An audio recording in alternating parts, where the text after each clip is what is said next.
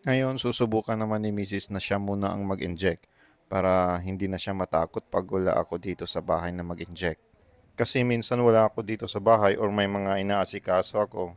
Kaya itry ni Mrs. na siya na lang muna ang mag-inject. Nakakaawa talaga tingnan yung mukha ni Mrs. pag ini-inject. How much more pa kaya pag siya na yung nag-inject? Grabe talaga yung hirap na dinaanan ni Mrs. sa ganitong klaseng pagbubuntis emotionally and mentally. Pero dahil sa kagustuhan namin magka-baby, kaya kailangan naming harapin ang hirap at pagod. Ganyan na yung itsura ng tiyan ni Mrs. ngayon. Ang dami ng pasa at nang lalagim na dahil sa mga injections. Sobrang nanghihina ako pag nakikita ko yung kalagayan ng tiyan ni Mrs. Dahil sobrang bugbog na sa injection. Minsan naiiyak pa siya kasi may mga inject na masakit. Minsan sobrang daming dugo na lumalabas pag hugot ng karayom kasi tinatamaan na pala yung vein sa loob. Kaya minsan nilalagyan namin ng cotton at saka sa taas yung band-aid. Pag wala namang dugo na lumalabas, nilalagyan na lang namin diretso ng band-aid.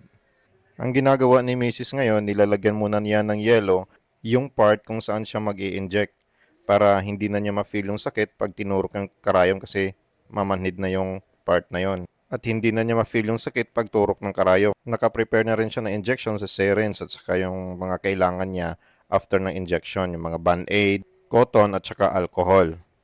Importante yung alcohol kasi dapat malinis talaga yung mga gagamitin sa pag-inject. Bago ka humawak sa mga gamit, kailangan maghugas ka muna ng alcohol at saka yung part na i-injectan, kailangan naka-alcohol din para malinis at walang germs para makaiwas dun sa infection. Yung advice ng doktor para mag-injection, yung distance mula sa pusod ay kailangan 2 fingers. Pwede siya all around sa pusod mag-inject. Pero ang ginawa namin, dito lang kami banda sa baba kasi medyo malayo na din sa taas. Kaya andyan lang yung mga pasa at saka lagim ng dahil sa injections. Yung ginagawa ni Mrs. nilalagyan niya ulit ng yelo kasi mabilis mawala yung manhid sa part kung saan mag-inject. At yan, tinuturok na ni Mrs. yung karayom.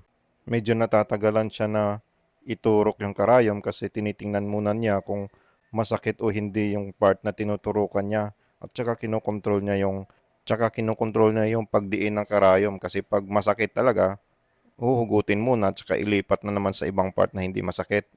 Sa part na to, successful naman niya naturok ng diretso yung karayom na wala siyang nararamdaman na sobrang sakit. Depende na lang mamaya paghugot ng karayom kung may dugo na lalabas. Yung pagdiin o pagpasok ng liquid sa loob, dapat dahan-dahan kasi pag binigla mo yan, masakit din yan dun sa loob, yung pagpasok ng liquid. Kaya control mo din yung pag-push ng liquid dun sa syringe. Kasi masakit din yan pag biglang pasok. At yun, successful naman yung first try ni Mrs. Okay na, naka-inject na siya. Okay din yung pagkaturok niya kasi namula lang ng konti. Medyo may dugo lang na lumabas konti pero konting-konti lang talaga. Diyan kasi sa part na yan, may vein ata dyan kasi dyan kami madalas na naka-experience na malakas na pagdugo. Sa ilalim kasi ng pusod ni Mrs. medyo matigas na kaya kinakapa niya muna bago siya mag-inject kung saan yung part na medyo malambot. Kasi natatakot siya na injekan yung matigas na part.